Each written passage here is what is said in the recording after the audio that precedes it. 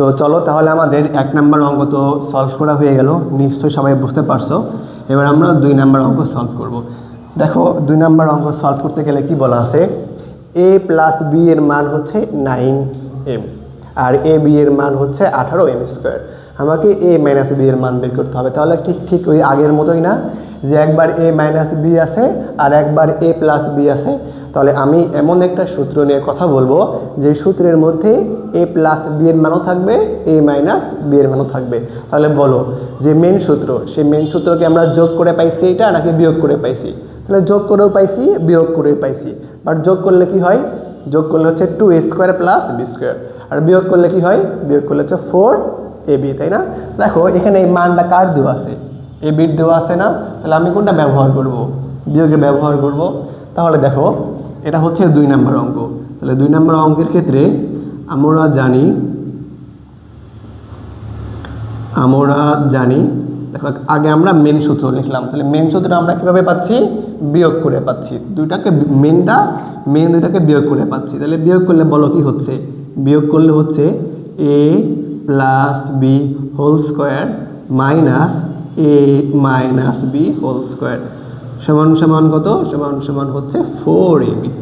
তো এবার এটা আমাদের মেন সূত্র। এবার আমি দেখো কি বের করতে চাই হচ্ছে a মাইনাস বি, তাই না? তাহলে a মাইনাস বিকে তুমি রাখো। তাহলে a মাইনাস বিকে আমি ওই পারে পার করে দিলাম। তাহলে বলো ওই পারে পার করলে আর 4abকে আমরা এই পারে নিয়ে আসলাম। তাহলে কি হচ্ছে এখানে? তাহলে দেখো a plus B whole square আর 4ab আসলো এই পারে।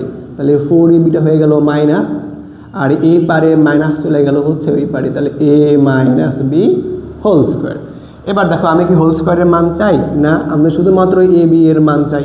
তাহলে তুমি দুই পারে রুট করে দাও। তাহলে এই পারে রুট করলাম, এই পারে রুট করলে আমরা কি পাচ্ছি? a plus B whole square minus 4ab সমান সমান a মাইনাস বি। তাহলে এবার কাজকে আমাদের যে মানগুলো দেওয়া আছে সেই মানগুলো ব্যবহার করা। বলো a প্লাস বি এর মান কত? 9m। তাহলে 9m তার উপরে কি হবে? Whole square minus 4 into a বির মান কত? 18m square. তাহলে এই জায়গাতে 18m, সেই m এর উপরে স্কোয়ার সমান সমান কত? সমান সমান হচ্ছে a মাইনাস বি। আর এর উপরে কিন্তু একটা রুট ওভার ছিলই। তো এবার একটু দেখো তো এখানে কি হয়ে আছে? 9 এর উপরে স্কোয়ার দিলে 9 81, আবার কি m এর উপরেও স্কোয়ার।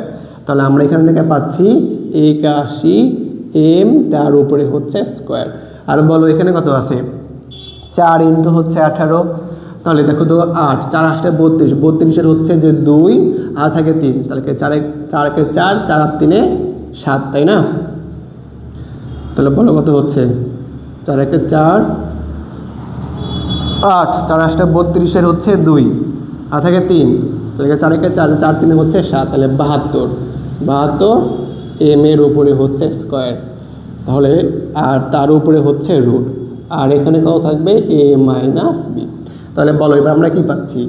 81 থেকে বিয়োগ করব হচ্ছে 72। তাহলে 72 বিয়োগ করলে কত হয়? বলো 9 হয়, তাই না?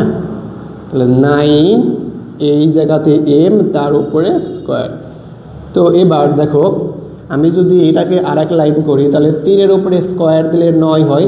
তাহলে এখানে 3 লিখলাম, আর এখানে m আছে, এই 2টার উপরে হচ্ছে হোল স্কোয়ার দিলাম। তাহলে 3 এর উপরে স্কোয়ার দিলে 9 আর m এর উপরে স্কোয়ার দিলে m স্কোয়ার, তাই না? বলো এবার দেখো যে এই স্কোয়ার আর এই যে রুটটা কেটে গেল, আমরা এখানে মান পাচ্ছি কত? a minus B.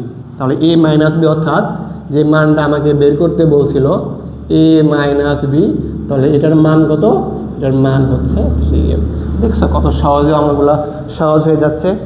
তো ঠিক আছে, তাহলে এটা কি বুঝতে পারলা? ওকে।